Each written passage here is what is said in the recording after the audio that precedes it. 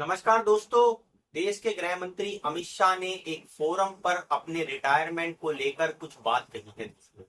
दोस्तों, हम सभी जानते हैं कि देश के गृह मंत्री अमित शाह आमतौर पर अपनी रिटायरमेंट को लेकर आज तक उन्होंने कुछ ऐसा नहीं बोला है। लेकिन अब उन्होंने रिटायरमेंट के प्लान को लेकर क्योंकि बात छेड़ी है दोस्तों, तो ये बहुत अहम हो जाती है। क्योंकि दोस्तों, उन्होंने ये बोला है कि रिटायरमेंट के बाद वो जो है वो प्राकृतिक खेती करना पसंद करेंगे। क्योंकि ऑर्गेनिक खेती जो है वो उसके कई फायदे होते हैं, कई तरह के रोगों से बचाती है ऑर्गेनिक खेती। और दोस्तों, सभी जानते हैं कि जो ऑर्गेनिक खेती है वो किस तरह से जो है आज चाहे यूरोप के देश हों चाहे अमेरिका के देश हों, हर जगह उनकी महत्ता को पहचाना जा रहा है। अब दोस्तों, उसके अलावा उन्होंने कहा कि वो खाली समय में वेद और उपनिषदों का अध्ययन भी करेंगे। तो दोस्तों, सभी का रिटायरमेंट के बाद इस तरह का प्लान होता है कि कुछ जीवन में उनके अपने जो है तौर तरीके होते हैं, उनको वो फॉलो करना चाहते हैं। तो वेदों का उपनिषदों का अध्ययन करना बहुत ही अच्छी बात है। लेकिन दोस्तों, आखिर ऐसी बात उन्होंने कही क्यों है, इसकी जरूरत क्या आन पड़ी है?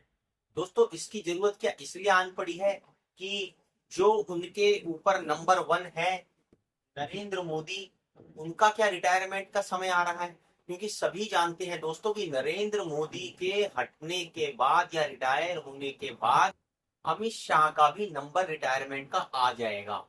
या दोस्तों, अमित शाह इस बात का संकेत दे रहे हैं कि नरेंद्र मोदी का रिटायरमेंट जो है वो हो जाना चाहिए और वो अब प्रधानमंत्री पद के लिए एक सुटेबल कैंडिडेट हो सकते हैं।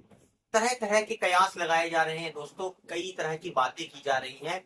लेकिन एक बात तो जरूर है कि रिटायरमेंट पास ही आ गई है, तभी रिटायरमेंट को लेकर इस तरह की बातें हो रही हैं। लेकिन दोस्तों, जो विपक्ष के लोग हैं या जो आलोचक हैं, वो कई बार ये भी कहते हैं कि जब बोया बीज बबूल का तो आम कहां से पाए।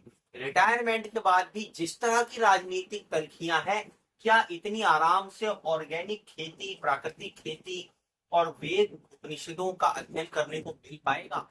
क्योंकि दोस्तों, हम सभी जानते हैं कि चिदम्बरम के साथ कैसा हुआ। वो भी गृह मंत्री थे एक समय पर देश के, और उन्होंने जिस तरह के डिसीजन लिए, तो जब अमित शाह गृह मंत्री बने तो हमने देखा कि जो देश की एजेंसियां हैं उन्होंने किस तरह से चिदम्बरम के ऊपर कार्रवाई की थी। तो दोस्तों, ये जो राजनीतिक प्रतिद्वंदिता है, ये कहीं ना कहीं मन में खटास पैदा करती है और बहुत लंबी चलती है दोस्तों।